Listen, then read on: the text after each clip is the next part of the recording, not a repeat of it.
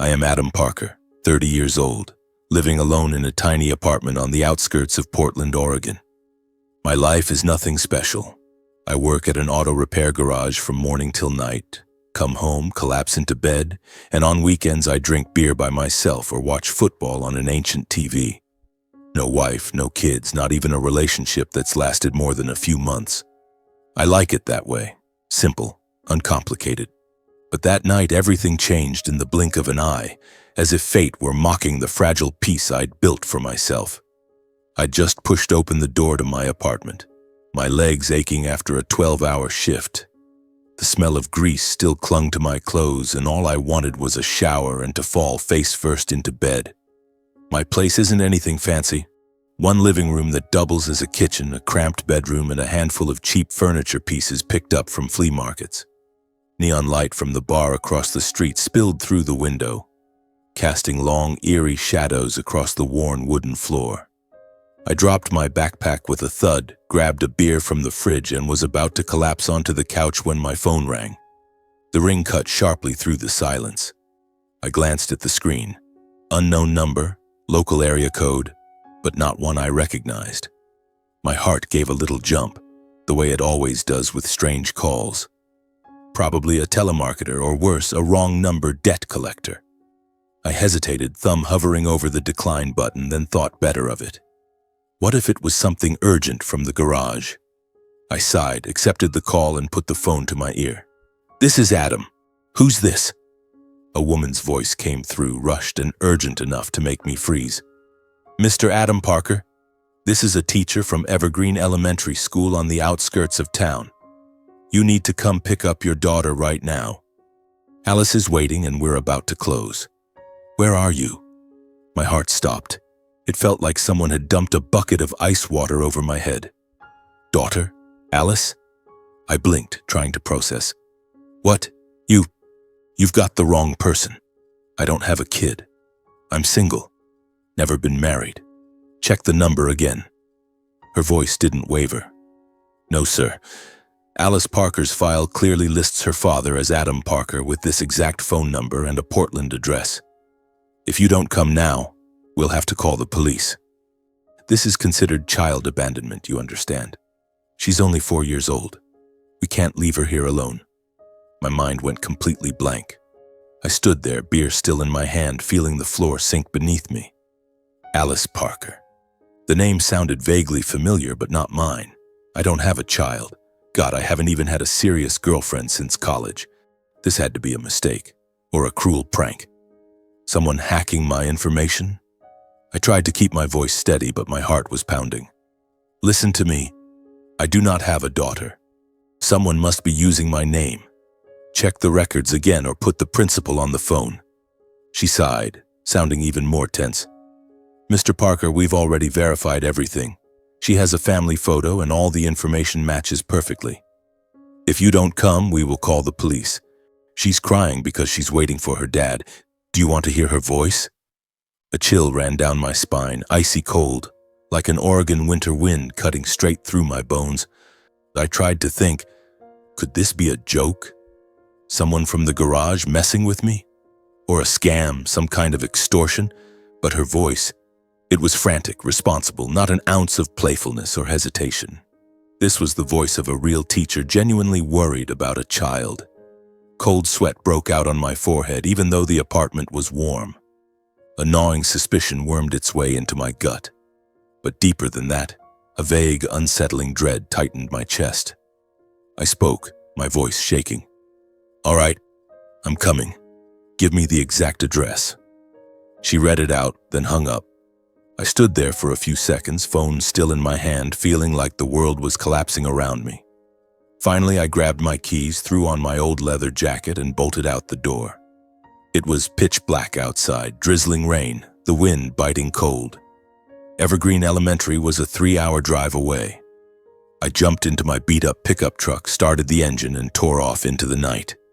The farther I drove, the worse it felt. Headlights sliced through the darkness, illuminating towering pine trees lining the highway. Nighttime Oregon is beautiful in a terrifying way, silent but full of secrets. I turned on the radio to calm myself, but the music only made me more anxious. Why was my phone number in some child's file, a child I'd never met? My heart hammered, each beat like a drum urging me forward. The rain grew heavier, windshield wipers squeaking. I pictured the little girl, 4 years old, waiting for her dad to pick her up. If this was a mistake, I'd explain it to the school. But what if it wasn't? What if something bigger was going on? The unease spread through me like a nightmare, slowly becoming real. I pressed harder on the gas, the truck roaring into the black night, and deep down I knew I was about to crash into a truth I'd never seen coming in my entire life. The highway finally spat me out onto the turnoff for the small suburban town, where Evergreen Elementary sat nestled among towering pines. Rain was still pouring, turning the road into a mirror of shimmering puddles under my headlights. I pulled up hastily in front of the school gate, killed the engine, and took a deep, shaky breath to steady myself. My heart was still racing, as if trying to warn me that something terrible was about to happen. I stepped out of the truck. My jacket was instantly soaked. Rain dripped from my hair onto my face. The school gate was half closed, only a single dim yellow light illuminating the entrance. I pushed through and walked down the dark hallway, the wet squeak of my boots echoing like whispers in a nightmare. The office was at the end of the corridor, light leaking from the crack beneath the door. I knocked lightly, then pushed it open without waiting for an answer. Inside, a middle-aged woman, clearly the teacher, sat behind a desk, looking exhausted but still professional. Next to her, on a chair too tall for her, sat a little girl whose feet dangled without touching the floor. The teacher stood up the moment she saw me, relief mixed with reproach in her voice. "Mr. Parker, you finally made it. We've been waiting over an hour. This is Alice, your daughter." I froze in the doorway, eyes locked on the child. The little girl lifted her head. Big round eyes regarded me warily. The instant our gazes met, the world seemed to stop. Her face. God, it was Ariana as a child. The same delicate, slightly upturned nose, the same small, pretty mouth, and especially those eyes. Warm brown with long, curled lashes, exactly like my little sister in the old childhood photos. My heart clenched. An icy shiver ran down my spine. This couldn't be coincidence. Ariana? Could it be? No. Impossible. She disappeared 4 years ago, and if she'd had a child, the timing would make the kid exactly 4 years old right now. Or, I shook my head, trying to push away the insane thought. Suspicion surged like a tidal wave. I stepped closer, voice trembling. Are you sure? I don't have a child. This has to be a mistake. Please show me her file. I need to verify this. The teacher raised an eyebrow but didn't argue. She opened a drawer, pulled out a thin folder, and slid it across the desk. This is Alice's enrollment paperwork. We have complete parent information. You can look, but please don't waste any more of my time. Alice needs to go home. My hands shook as I flipped through the pages. Name, Alice Parker. Age, 4. Birth date, exactly 9 months after the period when Ariana would have been pregnant. Then the parent section. Father, Adam Parker. My phone number listed. Mother, Ariana Parker. Attached was a faded photo, blurry but unmistakably my sister. Ariana with that sad smile and messy long hair. I nearly stopped breathing. The air in the room suddenly felt thick, like someone was squeezing my throat. Ariana, was she still alive? And this child, my niece? The truth hit me like a punch to the face, making my head spin. Guilt, anger, and confusion crashed over me all at once, crushing my chest. Guilt for not searching for her long enough, for letting her vanish without doing more. Confusion.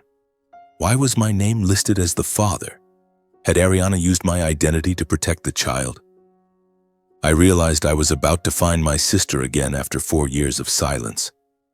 4 years I'd lived with gnawing remorse, wondering where she was, how she was surviving. Now the truth stood right in front of me in the shape of a little girl. I signed the release form with numb fingers, then bent down and lifted Alice into my arms. She didn't resist. She just looked at me cautiously yet strangely. Something in her eyes flickered with a sense of safety, as if she somehow knew I was family. She walked beside me obediently as we left the school, her tiny hand gripping my finger. The teacher saw us to the door and reminded me not to be so late next time. I nodded mechanically, my mind still reeling.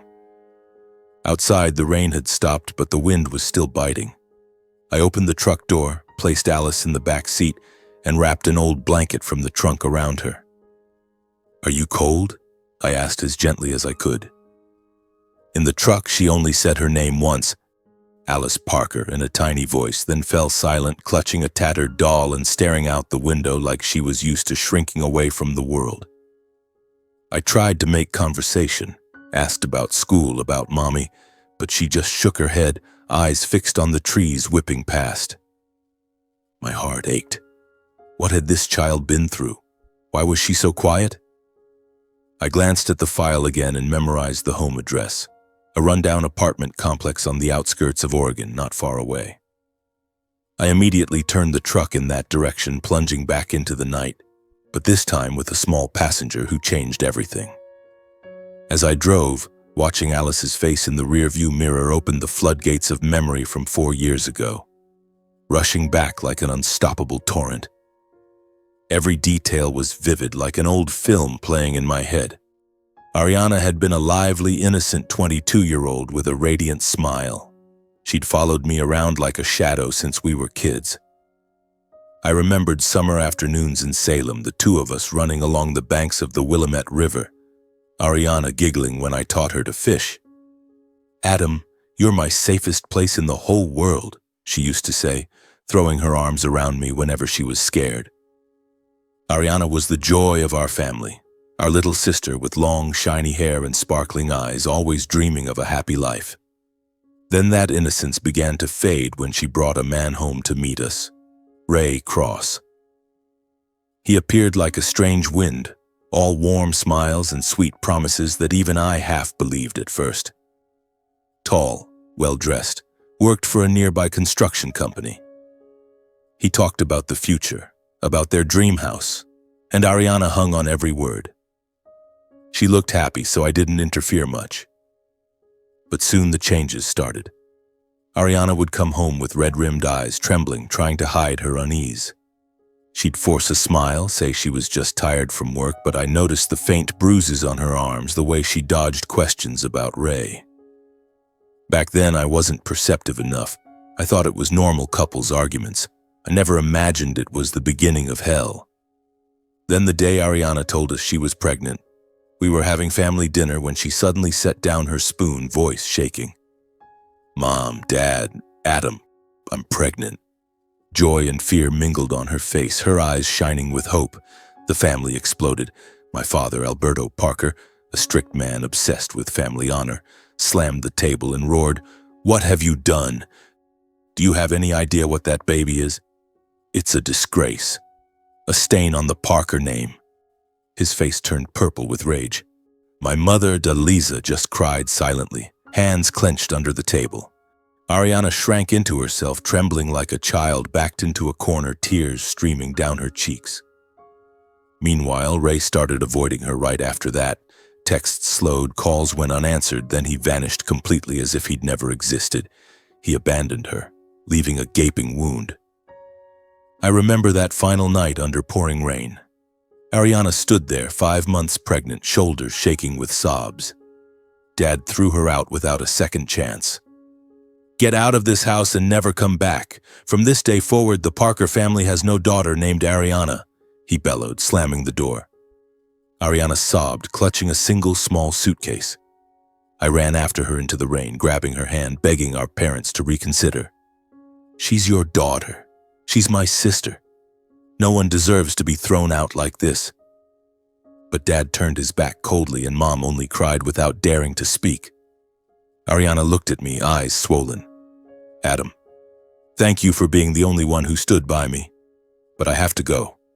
Mom and Dad don't want me anymore." She walked away into the darkness, rain swallowing her fragile silhouette. I stood there, soaked and helpless. From that night on, Ariana disappeared from our lives.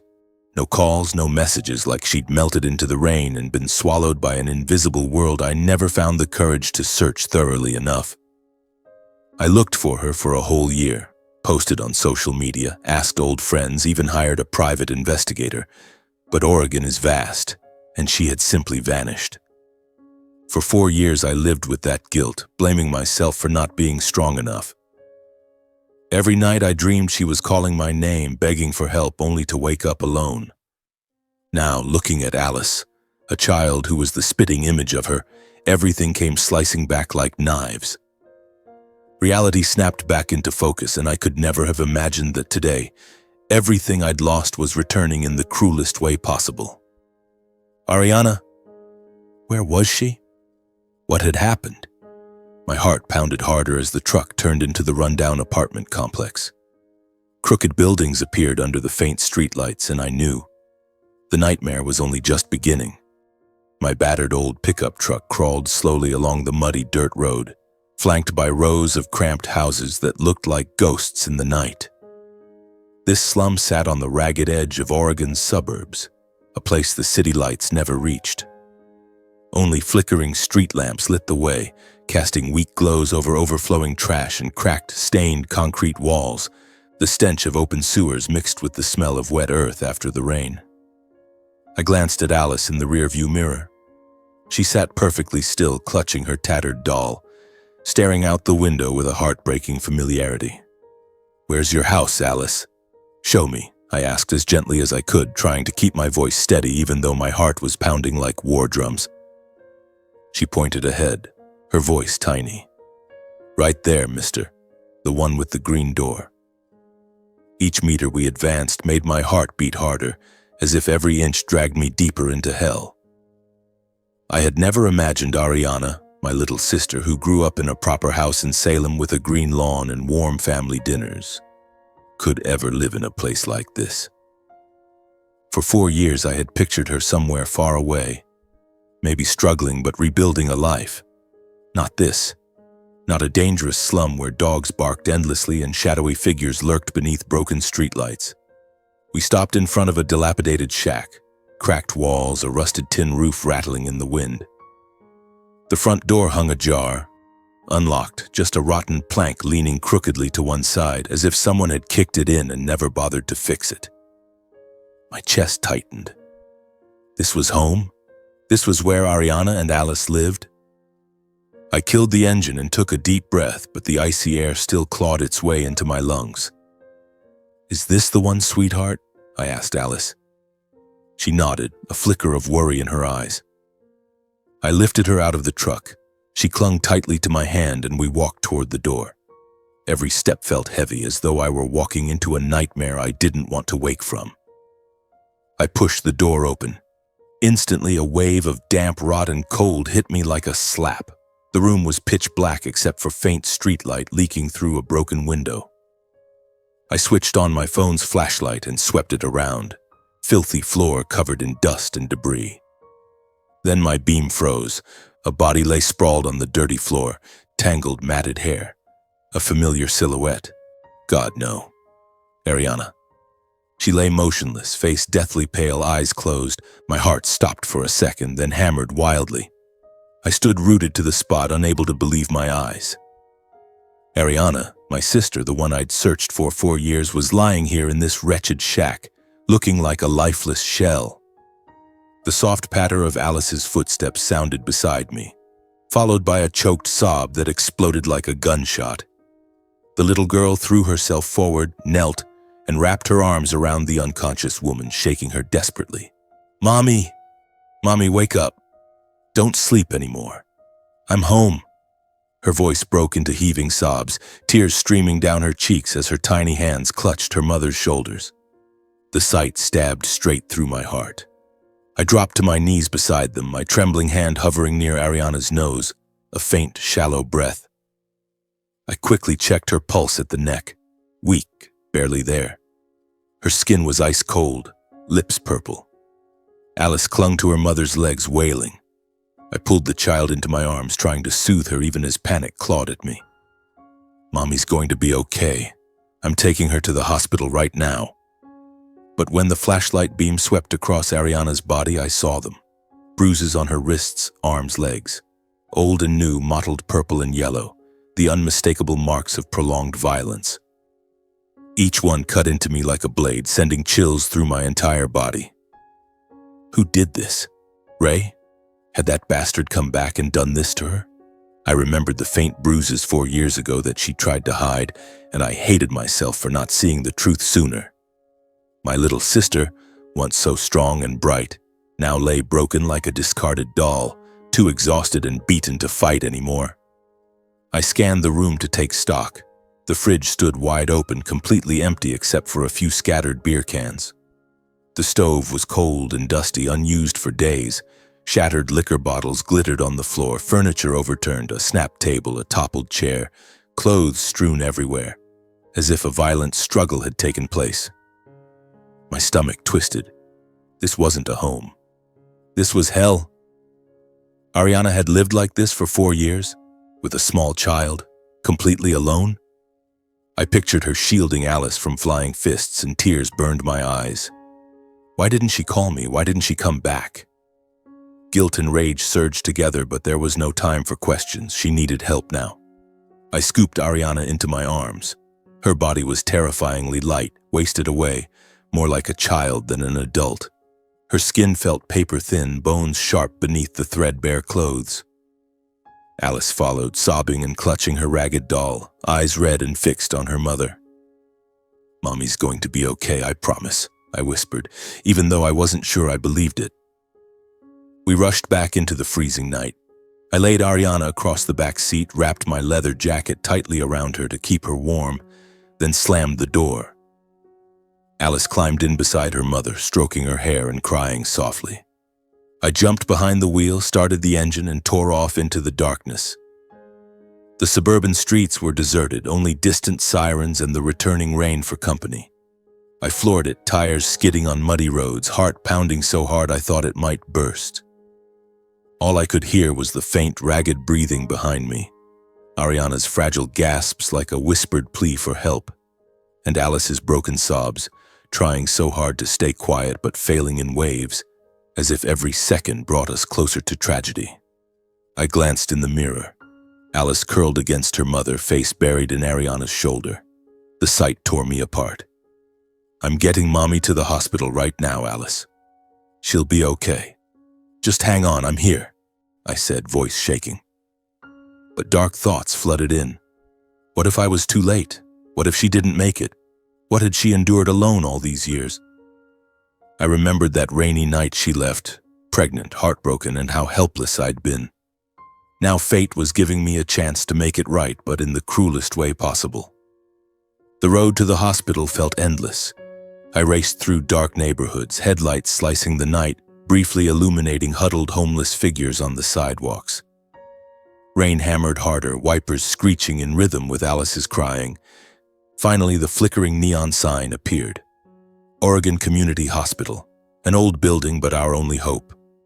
I screeched to a halt at the emergency entrance, scooped Ariana into my arms, still unconscious, and ran. Alice sprinted behind me, clutching the hem of my jacket. I burst through the bright, cold corridor, the smell of disinfectant hitting me like a wall. "Please help my sister. She's unconscious," I shouted at the medical staff. They rushed over with a gurney, laid Ariana on it, and wheeled her into the trauma room. "Sir, please stay calm and wait out here," a nurse said, professional but distant. I stood outside the doors, watching through the frosted glass as they hooked up IVs and monitors. My chest felt crushed. I held Alice close. She pressed against me, crying quietly.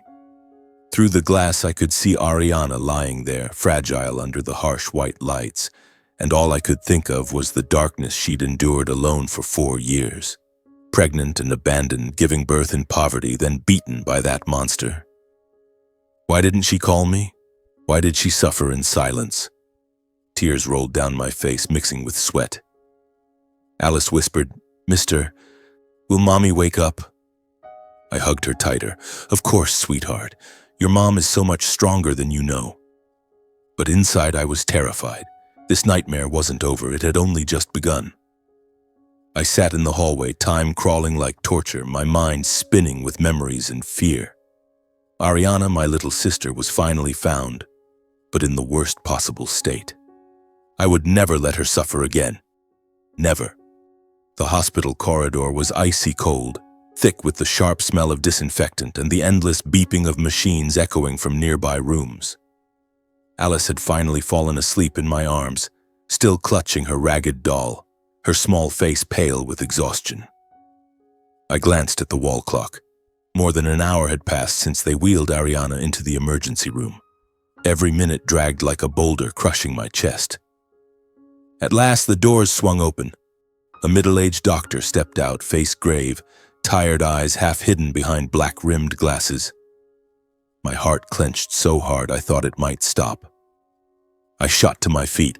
Alice stirred, rubbing her eyes. "Are you the brother of patient Ariana Parker?" the doctor asked, his calm voice heavy with meaning. I nodded, mouth dry, unable to speak. He sighed and flipped through the chart in his hand. "She's out of immediate danger. We've stabilized her heart rate and started IV fluids. But her condition is serious. Examinations show multiple external injuries from blunt force trauma. Old fractures that never healed properly, widespread bruising. These are classic signs of prolonged domestic abuse, likely spanning years." He looked straight at me. The bruises on her body indicate repeated long-term violence, not a one-time incident. It felt like someone had punched me in the face. Long-term abuse? Ariana, the girl who used to laugh without a care in the world, had been beaten like this? Blood rushed to my head. My ears rang. My heart felt ready to explode. The doctor continued, voice steady.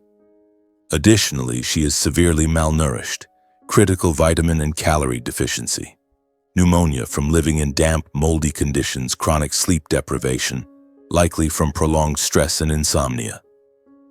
She'll need inpatient treatment for days, possibly weeks, to avoid complications like respiratory failure or widespread infection. We'll monitor her closely." I nodded mechanically, head spinning. Malnutrition, pneumonia, years of beatings. How had she survived it all? I signed every admission form with shaking hands, agreeing to cover the costs even though my bank account from the garage barely kept me afloat. I'd sell the truck if I had to. The doctor rested a hand on my shoulder. "You got her here just in time. Let her rest now." I followed him to the recovery room, Alice holding my hand, her little feet pattering beside me. The long hallway stretched under harsh fluorescent lights that made everything feel surreal. My mind swung between horror at what she'd endured and relief that she was still alive. Inside the room, the silence was suffocating. Ariana lay in the hospital bed, pale against the white sheets, eyes glassy and fixed on the ceiling. Monitors beeped steadily, IV lines dangled beside her. She looked smaller than ever, like a lost child. Alice let out a happy cry and ran to the bed. Ariana turned her head slowly. When she saw me, her eyes widened in shock.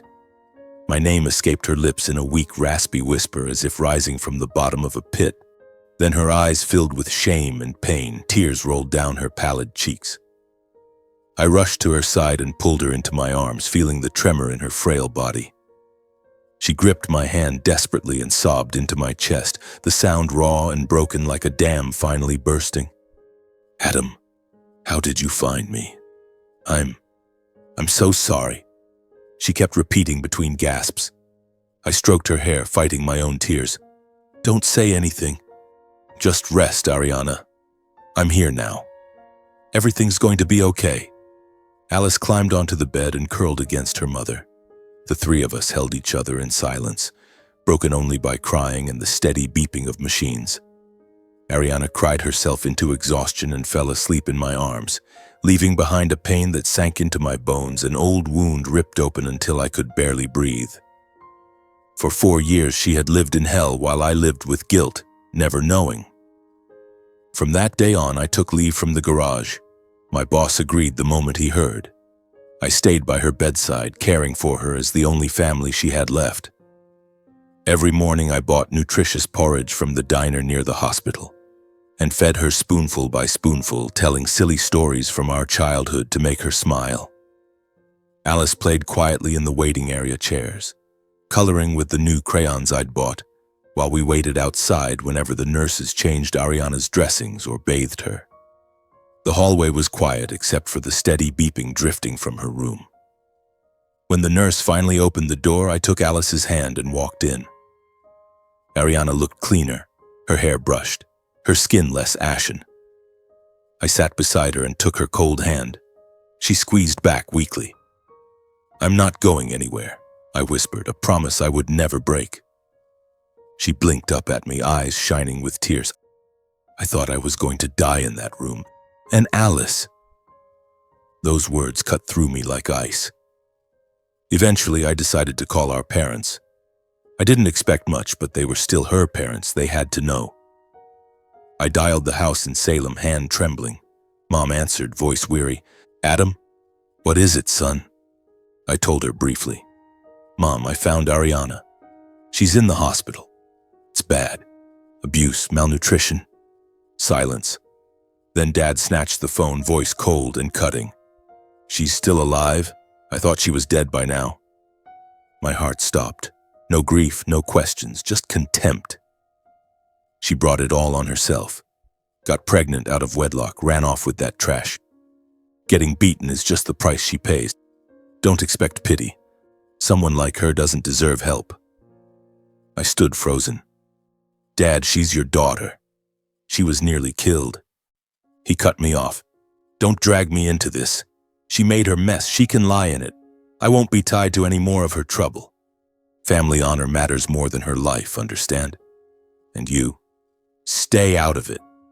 Don't pull your mother and me into the sewer she created." They refused to visit, claiming they were busy, afraid of what the neighbors might say. Mom only cried silently on the line, too scared to speak. I hung up, shaking with shock and rage. The people who brought us into the world had turned their backs again, but that shock quickly hardened into resolve. It fueled my determination to protect Ariana where our own parents had failed. From now on, I was her family. Only me. A few days later, as her strength slowly returned, she could eat more, color returned to her cheeks. She began telling me about the missing years. We sat by her bed, Alice asleep beside her, and Ariana whispered as if afraid someone might hear. After that night, I just drifted, Adam. Worked odd jobs, waitressing, washing dishes in bars, sleeping in cheap motels. I gave birth to Alice alone in a tiny clinic. I named her Alice Parker and put your phone number as the emergency contact, because you were the only person I still trusted. My heart broke all over again. She told me Ray had come back after a year. He found me in the slums, said he regretted abandoning me, that he wanted to be a father to Alice. I was weak. I thought of her future. But then life turned into hell. His drinking, his rages with no warning, fists flying whenever he was drunk. She described nights of terror. Furniture smashed, her hair yanked as he dragged her across the floor, blows to her stomach, her face. I tried to shield Alice, but she saw everything. She'd shake with fear. A year ago, Ray left for good with another woman, but he still showed up now and then demanding money she earned scrubbing floors. If she didn't have it, new bruises appeared. She never called the police. Terrified of retaliation, she stopped, tears streaming. The day you came, he showed up out of nowhere. We fought. He wanted money. I said I had none. He beat me until I passed out and left me on the floor. If you hadn't come, Alice and I... She couldn't finish, just sobbed. I sat stunned, rage boiling inside me like fire. Ray, that monster had to pay. Beneath the fury was an ocean of grief for everything Ariana had suffered alone in the dark for 4 long years. The girl who once dreamed of happiness had lived like a ghost, enduring in silence so she wouldn't burden us. I held her tighter. He will never touch you again. I swear it.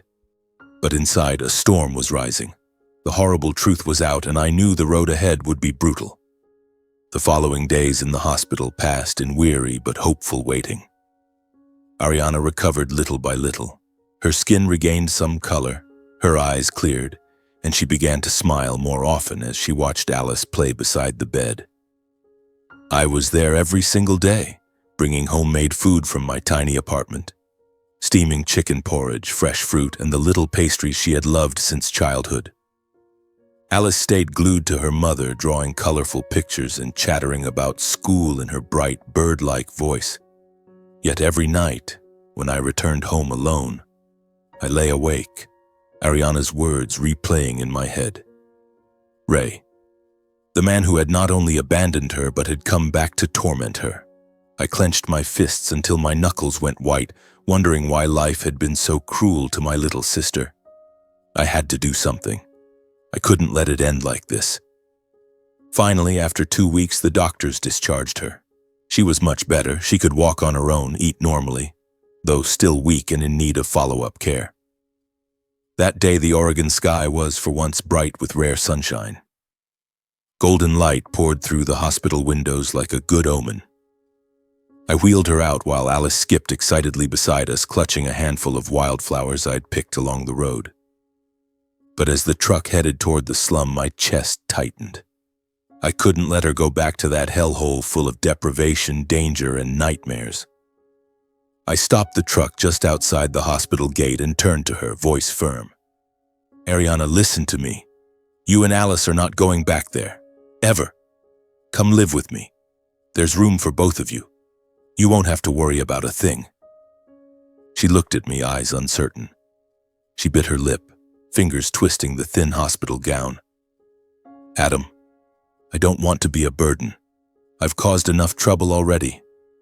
That apartment, it's been our home, however temporary. Her voice trembled with shame. I saw the fear in her eyes, fear of being rejected again, fear of depending on someone. But I didn't back down. I told her about my place. Small but clean, safe, with a little backyard where Alice could play. You're my sister, Ariana. Alice is my niece. I can't let you two live in a place with no lock on the door and trash everywhere. Let me take care of you. I'm begging you.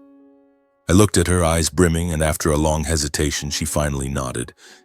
Thank you, Adam. Thank you for not abandoning me. The three of us collected the few belongings they had from the slum, a couple of worn outfits, Alice's tattered doll, a handful of personal items, and left that place forever. As we drove away, I glanced in the rearview mirror and watched the crooked buildings disappear, a huge weight lifting from my chest. Back at my little apartment on the outskirts of Portland, the place suddenly felt warm in a way it never had before. I gave them the bedroom. A real bed, clean sheets, a soft golden nightlight. I made up a bed for myself on the old living room sofa and slept like a king, knowing they were finally safe under my roof. Ariana rested while Alice explored every corner with delighted squeals. I cooked our first dinner together, spaghetti with meat sauce, her childhood favorite. The smell of food filled the air. Alice's laughter echoed through the rooms, and for the first time, my apartment no longer felt lonely.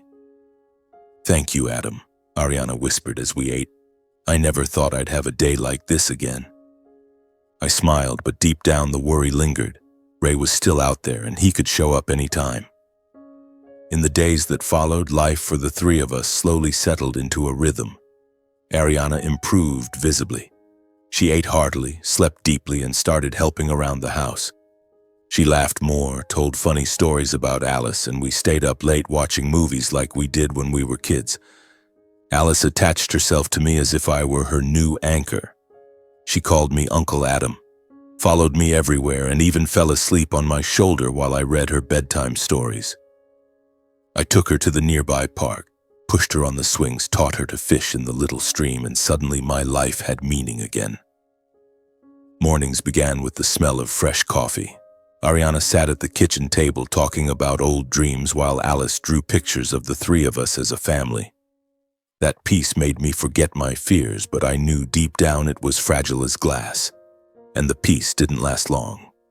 One evening after work, the Oregon sky already dark, rain drizzling softly. I pulled up to the apartment exhausted from a long day at the garage, looking forward to dinner with Ariana and Alice. But the moment I parked, my heart stopped. Crashing and banging came from the front door, mixed with a guttural, animal-like roar. Open the damn door! I know you're hiding in there. "Ariana, you bitch! Get out here!" I leapt from the truck, blood rushing to my head. Ray, he was pounding and kicking the door like a madman, his huge frame looming under the streetlight, face crimson with drunken rage. Through the window, I saw Ariana clutching Alice, both of them trembling. Ariana's voice cracked with terror as she begged him to leave them alone. "Ray, please go. Just leave us in peace." I didn't think. I charged forward and shoved him away from the door with all my strength, sending him sprawling. I planted myself between him and my family, every muscle taut, fists clenched.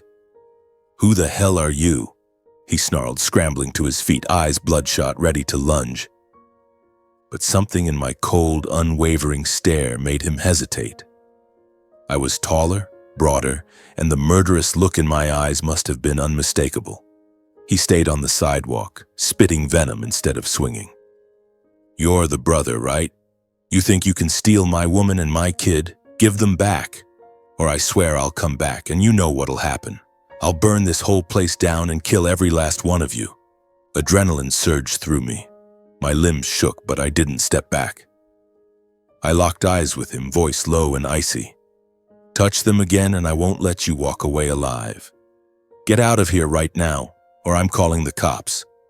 The word cops made him pause. He hurled a few more filthy threats, promised he wasn't finished, then staggered off into the darkness.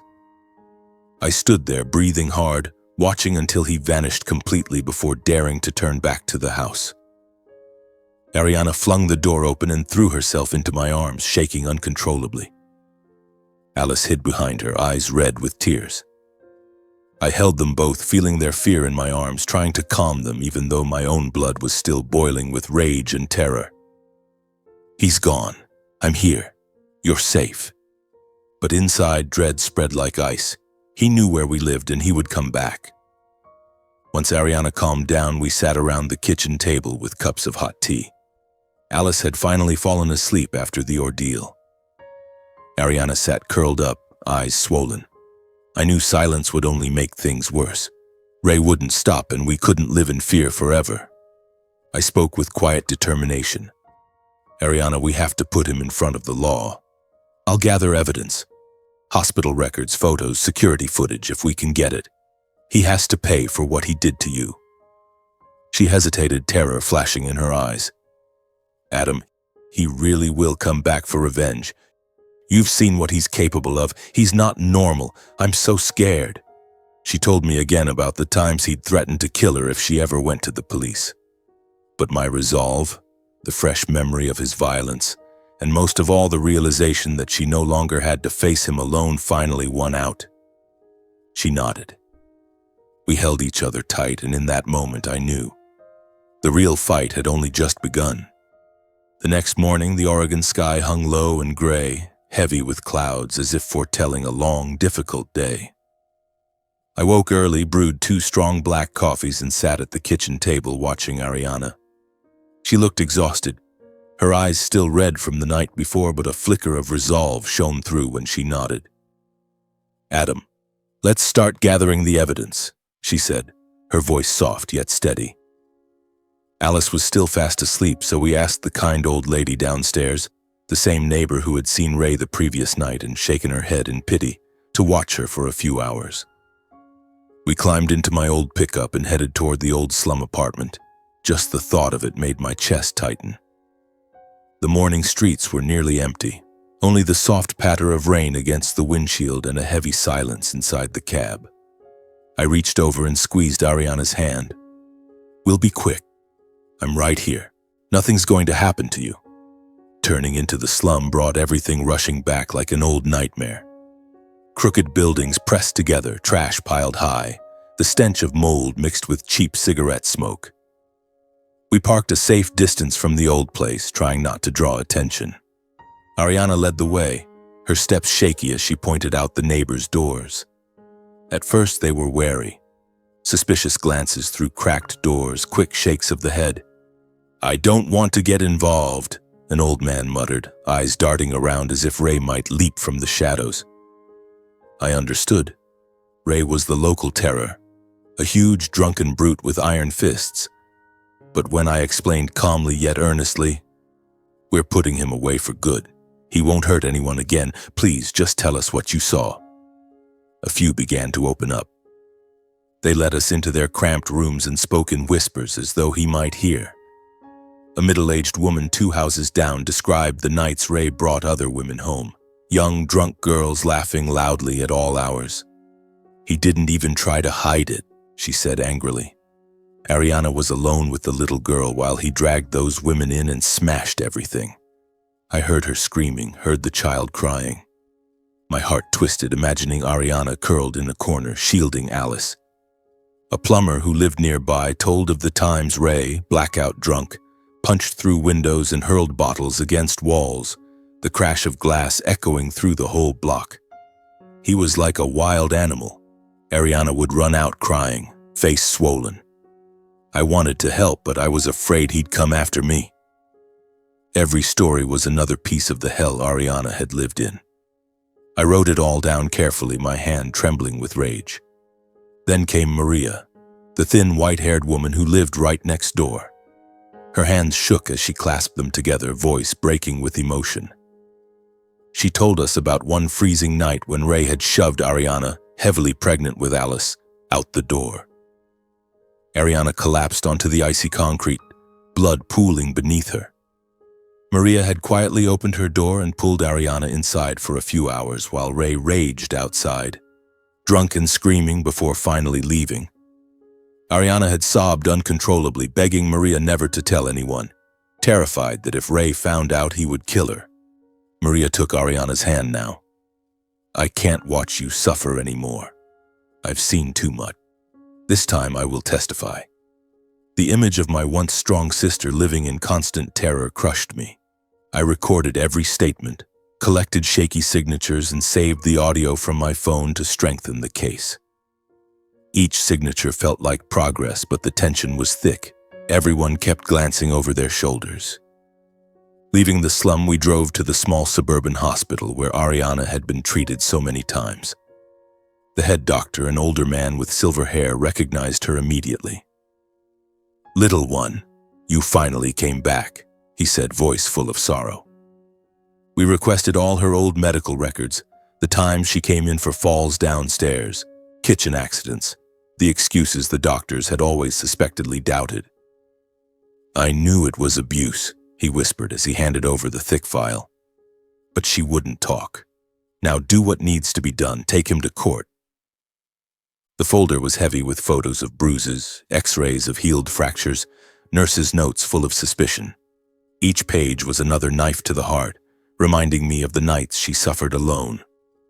Ariana stared at the floor, tears falling. I was so scared he'd kill me if I spoke at him. On the way home, we stopped at a roadside cafe to organize everything. I spread the documents across the table, hands shaking as I sorted. We added threatening texts from Ariana's old phone. "If you don't send money, I'll kill you and the kid." Constant demands for cash, loans taken out in her name, thousands of dollars of debt with her trembling signature. And the security footage from my apartment building. Grainy images of Ray pounding on the door the night before, screaming, then being shoved back by me. Everything was compiled into a thick, airtight case proving years of physical and psychological abuse. I made copies, locked the originals in a safe bag, and felt a mix of relief and dread. "We have enough, Ariana. He's not getting away this time." She gave a weak smile, but fear still lingered in her eyes. Yet just when it felt like we were gaining ground, a blow came out of nowhere. My parents, Alberto and Delisa, showed up unannounced. It was late afternoon, rain pouring hard, thunder rumbling like a warning. I had just gotten home from work and was wiping down the truck in the garage when frantic knocking started at the door. I opened it and froze. Dad stood there, face purple with rage, Mom behind him, eyes red from crying. "Open the damn door, Adam," Dad roared, pushing past me without waiting. The moment he saw Ariana and Alice in the living room, he exploded. "You filthy thing! What are you doing back here? I thought you died in some ditch." His words were venomous, cutting like blades.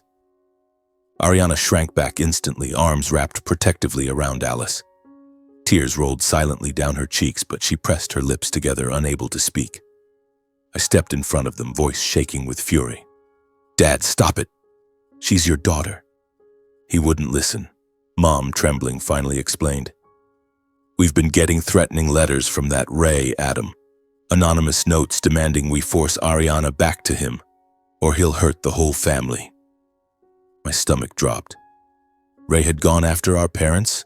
Mom continued, tears falling. "At night we hear knocking, but no one's there. Sometimes we see a figure lurking across the street like a ghost. We're terrified, Adam. Terrified he'll really do it." They hadn't called the police, too afraid of neighborhood gossip and damage to reputation. Dad was a respected engineer in Salem, Mom a retired teacher. Family honor always came first. But the harassment had worn them down. Dad couldn't sleep, Mom cried all night. Alberto lost control, jabbing a finger at Ariana. "You're bad luck. You come back and bring disaster, ruining my life. I threw you out once. Why are you here again?" His cruel words made Ariana curl into herself, clutching Alice and shaking with silent sobs, just like the night she was kicked out 4 years ago. Alice began crying too, clinging to her mother, and the sight shattered me. Dad turned on me, eyes blazing. "Adam, send her back where she belongs. Or I'll disown you too. Consider yourself no son of mine." The threat hit like lightning. My own parents, choosing honor over their daughter's life again.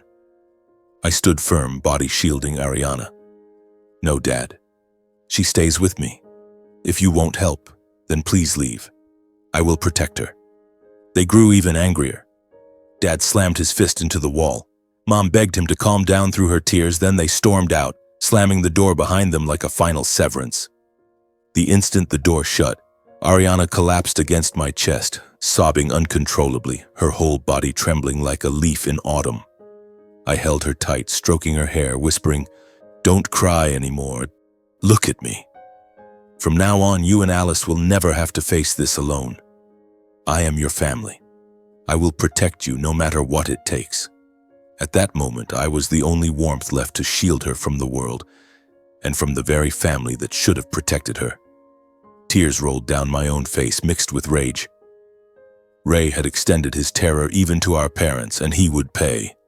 The evidence file sat thick and damning on the table. The fight was about to reach its peak.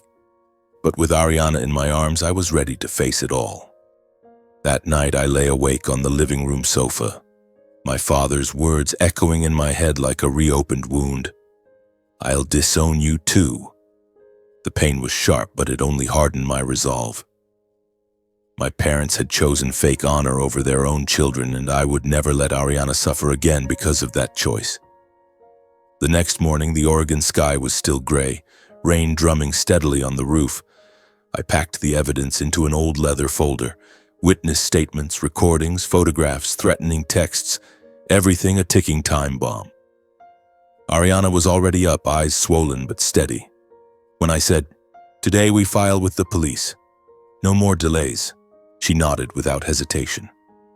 Alice was still sleeping, lost in her innocent dreams. I kissed her forehead before we left and silently promised I would keep the darkness that had haunted her mother far away from her. We drove to the Portland Police Bureau downtown, a grim gray building flanked by patrol cars. My heart pounded as we stepped inside. The air was cold, smelling of stale coffee and damp paper. At the front desk, I kept my voice steady. "I'm here to file a domestic violence report." They led us to an interview room where a middle-aged detective named Harris sat behind a desk buried in files. He glanced at us with the weary eyes of someone who sees tragedy every day. I slid the thick folder across to him and summarized, "My sister has been abused for 4 years by Ray Cross. This is the evidence: neighbor statements, medical records, threatening messages, security footage." Ariana sat beside me, knuckles white as she clutched her coat, face paling at the sound of his name. Harris flipped through the pages. His eyes widened with every turn. The sheer volume, signed statements, photos of bruises, audio of screams, hospital reports, made him nod immediately. "This is serious," he said gravely. "We're opening a case right now. Miss Parker, we'll start victim protection procedures. a temporary restraining order, and if needed, a safe house. Ariana exhaled, tears rolling down her cheeks. A wave of relief mixed with lingering fear washed over me. Harris called in colleagues, made copies of everything, and promised they would bring Ray in for questioning the very next day. We left the station in a light drizzle, hands tightly clasped, but I knew this was only the beginning. Ray would not go quietly, he would hit back. He did. The next day he was summoned to the station. I wasn't there, but Harris called afterward. Ray had shown up reeking of alcohol, wearing an old leather jacket, belligerent from the start. When questioned about Ariana's injuries, he snarled, "Accidents! That bitch fell on her own." He tried to turn the tables, claiming she was the violent one, that she cheated, that she drank, anything to muddy the investigation. The police weren't fooled. The evidence was overwhelming, and his aggression only proved his guilt. Harris said Ray nearly lunged at an officer and had to be restrained. "He's panicking," Harris told me over the phone. "We're fast-tracking this." Unable to intimidate the police, Ray switched to dirtier tactics. A few days later, while checking social media, a new habit to monitor him, I saw the poison spreading. He had posted long, vicious rants on Facebook and Twitter accusing Ariana of sleeping around and calling me the perverted brother who seduced and stole his wife and child. Ariana is a whore. Adam Parker is a homewrecker. He attached old photos of her, doctored to make her look depraved. My blood boiled as I scrolled, my hands shook with rage. Public reaction split instantly. Some supported him and left vile comments. Typical trashy woman. Others doubted the story, but the damage spread like wildfire.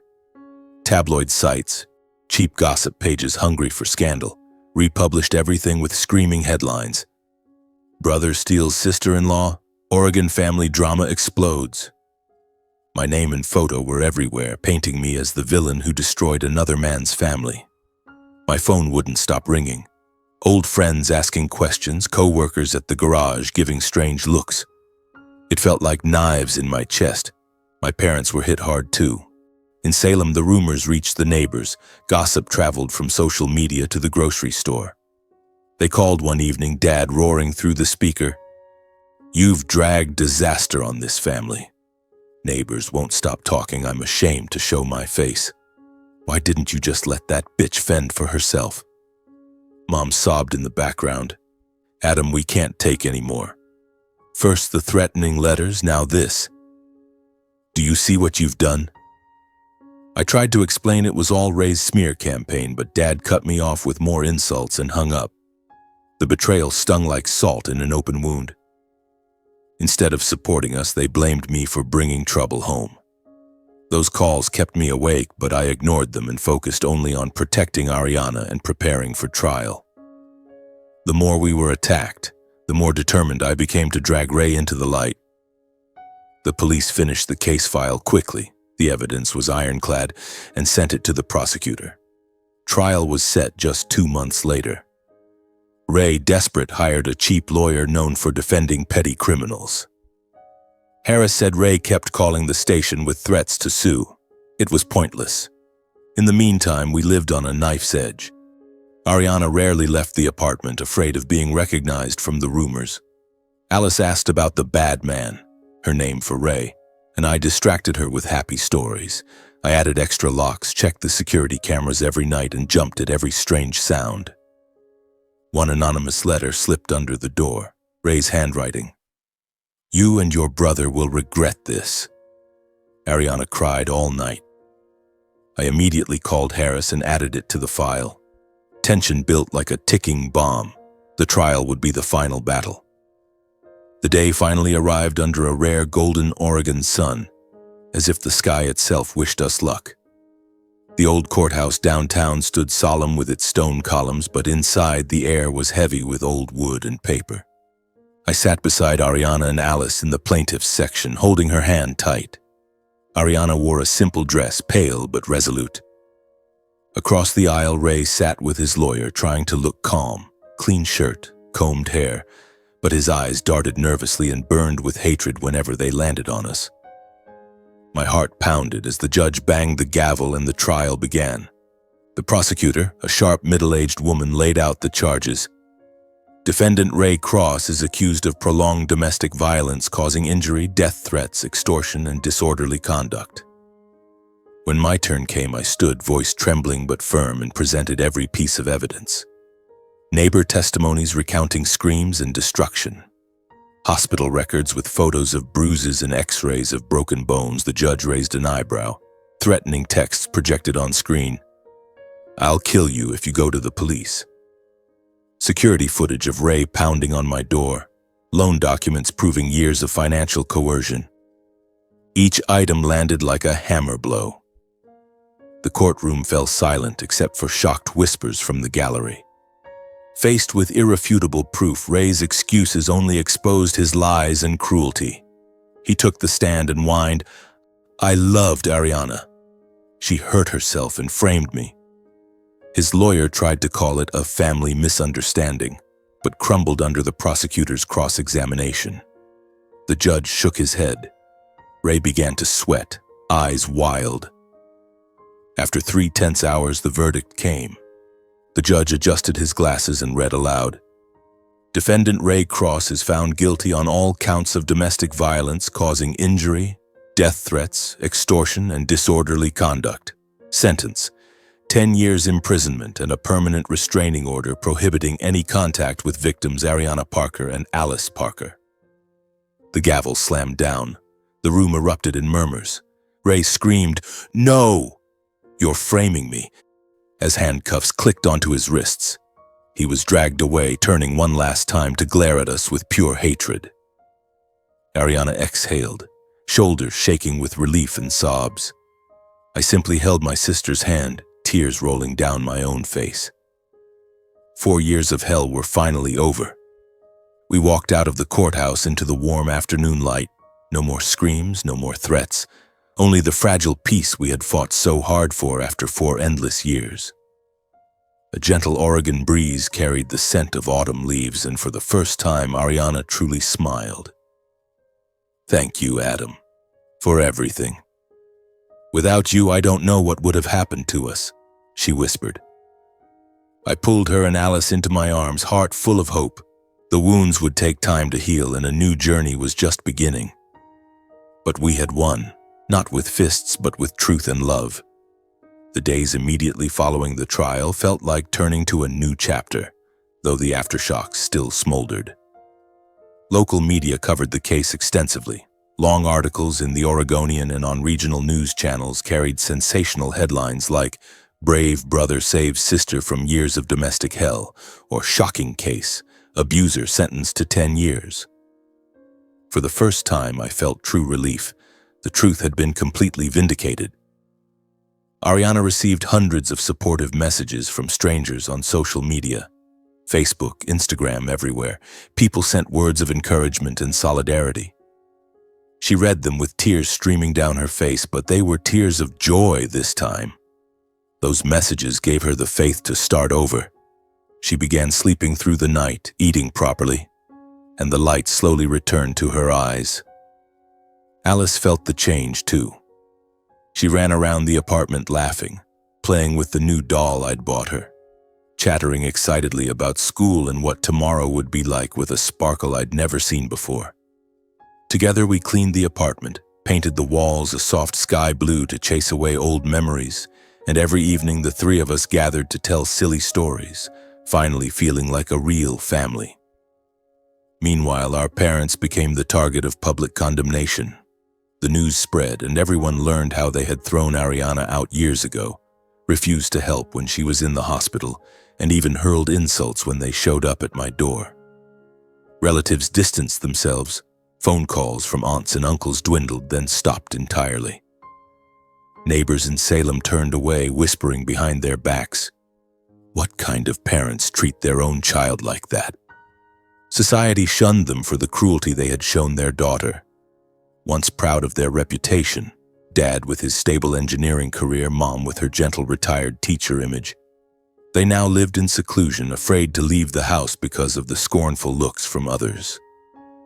A distant relative told me Dad had grown quiet, Mom often cried alone, and the once warm home had become a prison. It hurt my heart, but I felt no regret.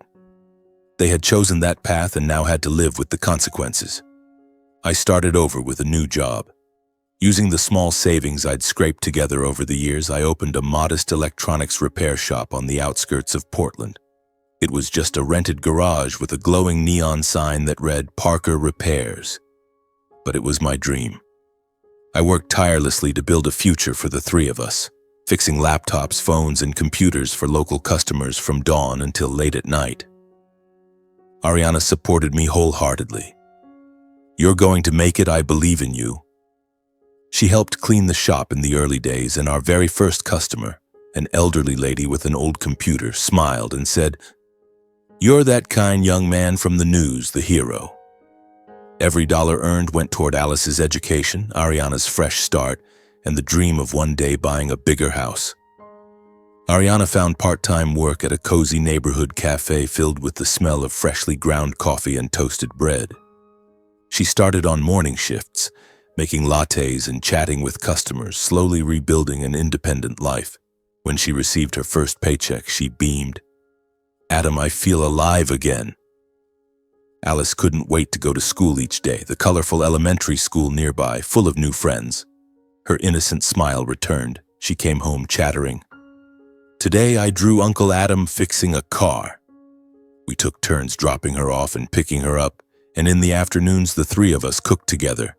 Spaghetti, fresh salads, homemade cakes. Life settled into a calm, hopeful rhythm. We built a new home where there were no more screams, no more fists, no more fear hanging over us. Every night I listened to the steady breathing of Ariana and Alice from the bedroom, and an unfamiliar peace filled my heart. A year passed in the blink of an eye, yet it was filled with small, meaningful changes. The shop grew busier, from cracked phone screens to home security installations. I hired an assistant, and the income finally allowed us to move into a slightly larger house with a green backyard where Alice could run free. Ariana was promoted to afternoon shift manager at the cafe and started taking online business management courses, dreaming of one day owning her own place. Alice shot up. Now 5 years old, she was doing well in school, making friends, and no longer flinched at loud noises. We celebrated the little things. Alice's birthday with cake and balloons, Christmas with a tree we decorated ourselves, weekend picnics by the Willamette River where we used to play as kids.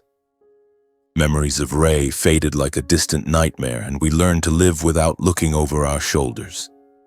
Then, on a crisp autumn afternoon with golden leaves covering the yard, Deliza, our mother, suddenly appeared at the door. I was working on a car in the garage, Ariana was making coffee in the kitchen, and Alice was playing outside when a soft knock sounded. I opened the door and froze. Mom stood there, thinner than before, eyes shadowed from sleepless nights, her face etched with deep regret and new wrinkles. She wore an old coat, clutching her purse tightly, looking like a ghost from the past. "Adam, I need to talk," she whispered, voice trembling. My chest tightened. After years of silence and harsh words, she was here now. I let her in. Ariana stepped out of the kitchen and stopped dead when she saw her. Mom's gaze fell on Ariana and Alice. Her legs seemed to buckle. Her eyes filled with guilt and tears spilled over uncontrollably. She tried to speak, voice breaking. "Ariana, my daughter, I'm sorry. I was wrong. I want my granddaughter back. I want to make it right." She sank to her knees beside Alice, reaching out with trembling hands to touch her hair. But Alice shrank behind Ariana, eyes wide with fear. Ariana stood frozen, hands clenched on her sweater, the memories flooding back. The rainy night she was thrown out, the cruel words, the years of loneliness. She could only cry, unable to speak, still too wounded to open her heart. Tears streamed down her face, shoulders shaking. Alice clung to her mother and cried too. I stayed silent the whole time, watching Mom with a mixture of pain and cold detachment.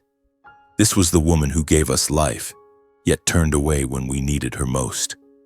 When she pleaded, "Adam, please convince Ariana for me. I regret abandoning her," I finally spoke, calm but cutting. "Mom, When we needed you and Dad the most, when Ariana was pregnant, when she was being beaten, when I called begging for help, you chose to turn your backs. Now that everything is finally okay, you come asking for forgiveness? That apology is too late. The words struck like a blade. Mom staggered, clutching her chest, tears pouring down. You're right. I was wrong, but I can't bear it anymore. Your father regrets it too, but he's too ashamed to come. She bowed her head and left, walking away with the heavy steps of someone carrying a lifetime of guilt. The door closed behind her, leaving a heavy silence. Ariana collapsed into a chair, cradling Alice, shoulders trembling. I knelt beside her, resting a gentle hand on her back. Are you okay? I asked softly. She nodded through her tears. I'm not ready to forgive yet, Adam, but I don't hate her anymore. I understood. Healing a family wound couldn't happen in a single day. It would take time, genuine remorse from them, and strength from us. But at least we still had each other to keep moving forward. That night we sat around the dinner table telling silly stories to lift the mood. Alice giggled when I made funny faces. Life went on, scarred but filled with new hope. Ariana grew stronger every day, and I knew that one day the door might open again, but for now, our little home was enough. Time passed swiftly like the Oregon winds, sweeping away autumn leaves, carrying with them the painful memories that slowly faded. Life for the three of us settled into a steady rhythm. No more sleepless nights filled with fear. No more mornings waking up dreading that Ray might return. I decided to rent a larger, brighter house on the outskirts of Portland, a modest 2-story home with a lush green backyard, big enough for the little family I never thought I'd have. The old apartment had grown too cramped for 3, and with the electronics repair shop doing well, I could finally afford it. Every morning we left the house together, a quiet ritual marking our new beginning. First, I drove Alice to school. She bounced out of the car with her princess backpack, beaming, "Today we're painting, Uncle Adam." Then I dropped Ariana at the cafe, where she was now trusted with more responsibility, from making drinks to managing the morning shift. "Have a good day," she'd say, kissing my cheek before stepping inside, the scent of freshly roasted coffee trailing behind her. I went on to the shop, which was thriving thanks to regular customers and word of mouth from the news stories. People came steadily, students with broken laptops, families needing security systems, and I worked with greasy hands and a full heart. Those mornings under Oregon's clear post-rain sky made life feel like a calm river after years of raging storms. In the evenings, we gathered around our simple but warm dinner table, a daily reminder that happiness lives in the small things. Ariana helped cook. She chopped vegetables while I stir-fried meat, and the smell of food filled the house, washing away the day's fatigue. Alice told us little stories from school in her chirping voice. Today I played tag with Lily, and I was the fastest. We laughed loudly, sharing funny tales about odd customers at the shop or difficult patrons at the cafe. The house rang with laughter we once thought we'd never hear again. Real, unforced laughter with no fear hiding behind it. I remember one night while washing dishes, Ariana leaned her head on my shoulder and whispered, "Adam, I never thought I'd have evenings like this. So peaceful." I turned and hugged her, feeling the warmth of a body that had once been frail from starvation, now healthy again from regular meals and deep sleep. As for our parents, though they never showed up in person, every now and then gifts and handwritten apology letters arrived for Ariana. Small things. A new doll for Alice, a scarf for Ariana, a box of cookies, accompanied by hesitant lines revealing late-blooming remorse. "My daughter, I'm sorry. I know this apology comes too late, but I hope one day you can forgive your father and me," Mom wrote in one letter, the handwriting shaky. Dad wrote less, but once included an old family photo with a short note. "I hope you can forgive me. I'm sorry." Ariana read them calmly, no longer angry. She sat by the window holding the letters for a long time, then whispered to me, "I don't hate them anymore, Adam. But it's not forgiveness yet. The wounds are too deep. They need time to heal. I nodded. I understood that pain of abandonment doesn't vanish easily no matter how many seasons pass. We didn't reply right away. We simply stored the letters in a small wooden box, part of a past slowly closing. I understood better than anyone. Family wounds are the hardest to heal because they come from the very people who were supposed to love us unconditionally. I didn't push Ariana, didn't try to force reconciliation with phone calls or arranged meetings. Instead, I let time do its work, trusting that genuine remorse might one day open a brighter door for all of us. Some nights after Ariana was asleep, I sat alone in the living room thinking about our parents, about the cold house in Salem now. The nights they surely lay awake with regret. My heart still ached, but the anger was gone. Only a quiet sadness remained, like a cool autumn breeze. I told myself, maybe one day our family will reconnect. But right now, Ariana and Alice come first. One afternoon, as golden sunset light bathed the backyard, I stood quietly watching Ariana and Alice play.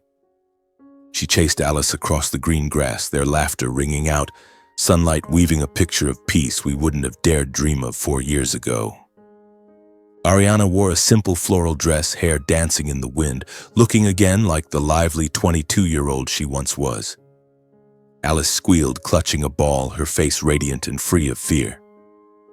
I stood at the back door holding a cup of cold coffee, realizing my life had changed forever the moment I stepped into that wretched shack and found my sister, and the true meaning of family. 4 years ago, I was a lonely bachelor drifting through days filled with work and guilt. Now I was the pillar of a small family, carrying responsibilities and joys I never imagined. From loss, violence, betrayal, and the heartlessness of those who should have protected us, I learned that the greatest strength lies not in fists or shouts, but in standing up for the people you love. Ray with his iron fists, our parents with their cruel words, they were all shadows. But shadows cannot extinguish the light of sibling love, of a mother's love for their child. The lesson I carry is this: in the darkest moments, if even one person stands by your side, the world becomes far less terrifying. The way I stood by Ariana, the way she stood by Alice, a fragile yet unbreakable chain that pulled us through hell. And my advice to anyone who has suffered like Ariana: you are not weak for asking for help. You are choosing to survive, to keep living, so that one day light can find you again. I remember the nights Ariana cried alone in the hospital, the moments she hesitated to call the police out of fear of revenge. But when she finally spoke, when she leaned on me, everything changed. Life is not always fair, but if you dare take one small step, hope will follow. Now, watching Ariana and Alice beneath the sunset, I know that is true. We survived, and now we are truly living, with all the joy and peace we deserve.